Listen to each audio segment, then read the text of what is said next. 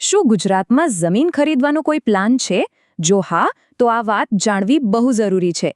આજે આપણે સમજીશું કે કેવી રીતે એક ડિજિટલ ક્રાંતિએ જમીનના રેકોર્ડ જોવાની આખી પ્રક્રિયાને બધા માટે એકદમ સરળ, ફાસ્ટ અને સેફ બનાવી દીધી છે. તો ચાલો એની રોર ગુજરાતની દુનિયાને નજીકથી જાણીએ. ચાલો એક પરિસ્થિતિની કલ્પના કરીએ. કોઈ વ્યક્તિ પોતાના સપનાનું ઘર ખરીદી રહ્યું છે, પણ એ વાતની પાકી ખાતરી જ નથી કે જે વ્યક્તિ મિલકત વેચી રહી છે એ જ એનો સાચો માલિક છે કે બીજું કોઈ. વિચારતા જ થોડું ડર લાગે ખરું ને? પહેલાના સમયમાં તો આ એક બહુ મોટી અને સામાન્ય સમસ્યા હતી. એ જૂના દિવસો કદાચ યાદ જ હશે, જ્યારે જમીનના એક નાનકડા કાગળ માટે સરકારી કચેરીઓના કેટલાય ધક્કા ખાવા પડતા. કલાકો સુધી લાંબી લાઈનોમાં ઊભા રહેવાનું, અને આટલી મહેનત પછી પણ ભૂલ થવાનું કે છેતરપિંડી થવાનું જોખમ તો માથે રહેતું જ. પણ હવે એ જમાનો ગયો. આ બધું જ હવે ભૂતકાળ બની ગયું છે. જરા બદલાવ પર નજર તો કરો. પહેલાં જ્યાં ઓફિસોના ધક્કા ખાવા પડતા હતા, ત્યાં હવે દિવસ-રાત 24 કલાક ઓનલાઈન સુવિધા હાથવગી છે. પારદર્શિતા અને ચોકસાઈ, આ બંને બાબતોમાં જે સુધારો આવ્યો છે ને, એ ખરેખર જબરદસ્ત છે. સાચું કહું ને, તો આ ખાલી એક નાનકડું અપડેટ નથી, પણ આ તો એક આખી નવી શરૂઆત છે. તો સવાલ એ છે કે ગુજરાતે આટલા મોટા પડકારને પહોંચી વળવા માટે કર્યું શું? જવાબ છે એક સુપર પાવરફુલ ડિજિટલ જોડી, જેનું નામ છે NERO અને ઈ-ધારા. ચાલો ત્યારે હવે એ સમજીએ કે આ બંને સાથે મળીને આખું કામ કેવી રીતે પાર પાડે છે. આ બંનેને સમજવાની એકદમ સહેલી રીત છે. માની લો કે NEROR એ એક દુકાનની મોટી કાચની બારી છે, જ્યાંથી કોઈ પણ અંદરની બધી વસ્તુઓ આરામથી જોઈ શકે છે. અને ઈ-ધારા એ છે દુકાનની પાછળનો તિજોરી જેવો મજબૂત સ્ટોરરૂમ, જ્યાં બધો જ અસલી અને સત્તાવાર માલ એટલે કે રેકોર્ડ્સ સાચવીને રાખવામાં આવે છે. આમ એક બધા માટે ખુલ્લું છે, તો બીજું એકદમ સુરક્ષિત છે. તો NEROR શું છે? સિમ્પલ શબ્દોમાં કહીએ તો એ જમીનના રેકોર્ડ સુધી પહોંચવાનો ઓનલાઈન ગેટવે છે. એને એટલું સરળ બનાવવામાં આવ્યું છે કે કોઈપણ વ્યક્તિ દુનિયાના કોઈપણ ખૂણેથી પોતાની જમીનની વિગતો ફટાફટ ચકાસી શકે. કોઈ લાંબી કે જટિલ પ્રોસેસ નહીં, બસ સીધી જ માહિતી તમારી સામે. અને વાત કરીએ ઈ-ધારાની, તો એ આ આખી સિસ્ટમનું એન્જિન છે, એનો પાવરહાઉસ છે. દરેક રેકોર્ડની સત્તાવાર રીતે ચકાસણી અને અપડેટ અહીં જ થાય છે. અને એટલે જ NEROR પર જે પણ માહિતી દેખાય છે તેના પર પૂરો ભરોસો કરી શકાય છે, કારણ કે એ સીધી ઈ-ધારામાંથી જ આવે છે. ચાલો હવે સૌથી કામની વાત પર આવીએ. આ સિસ્ટમનો ખરેખર ઉપયોગ કેવી રીતે કરવો? ડોન્ટ વરી, આપણે સ્ટેપ બાય સ્ટેપ સમજીશું કે ગામડા અને શહેર બંને જગ્યાના જમીન રેકોર્ડ્સ કેવી રીતે ચેક કરી શકાય છે. જો કોઈ જમીન ગામડામાં હોય તો વેબસાઇટ પર જઈને ગ્રામીણ રેકોર્ડ એટલે કે rural land record option select કરવાનો. બસ પછી જિલ્લો, તાલુકો, ગામ અને સર્વે નંબર નાખવાનો, અને તરત જ 7/12ના ઉતારા જેવી બધી જ વિગતો સ્ક્રીન પર હાજર. ખરેખર કેટલું સિમ્પલ છે. હવે જો મિલકત શહેરી વિસ્તારમાં હોય તો પણ ચિંતાની કોઈ વાત નથી. પ્રોસેસ લગભગ સરખી જ છે.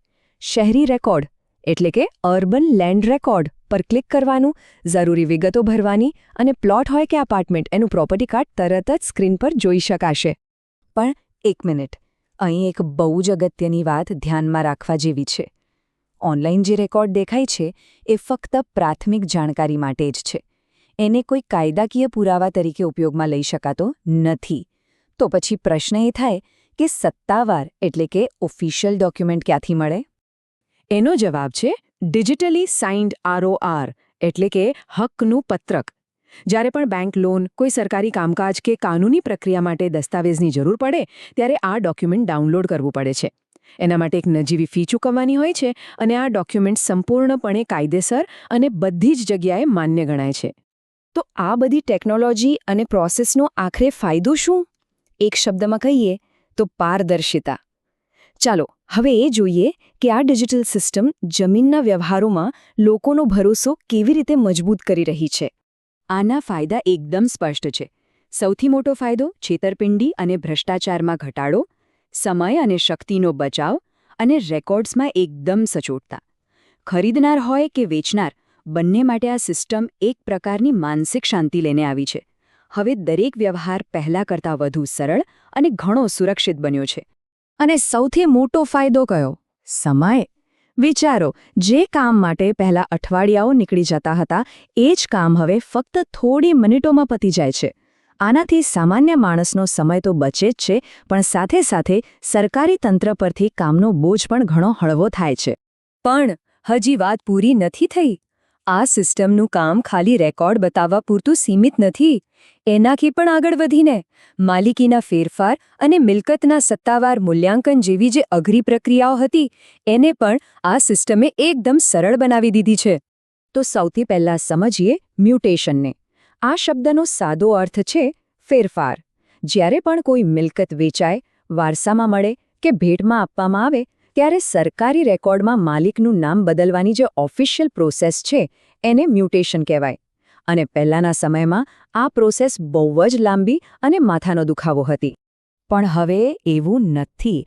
હવે ઈ-ધારા પોર્ટલ પર જ ઓનલાઈન અરજી કરી શકાય છે, જરૂરી દસ્તાવેજો અપલોડ કરી શકાય છે અને અરજી ક્યાં પહોંચી એનું સ્ટેટસ પણ ટ્રેક કરી શકાય છે.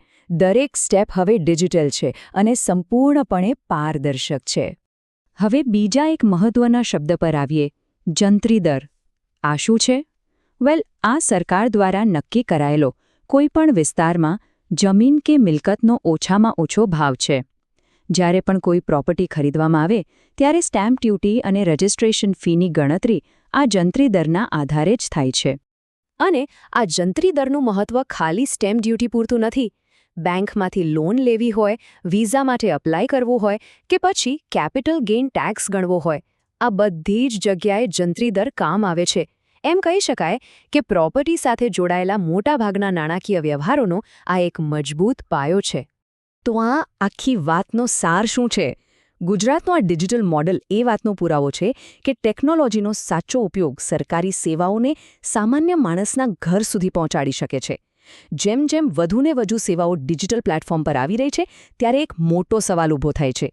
જાહેર વહીવટ અને નાગરિક સશક્તિકરણનું ભવિષ્ય કેવું દેખાશે? આ એક એવો સવાલ છે જેના પર આપણે સૌએ વિચારવું રહ્યું.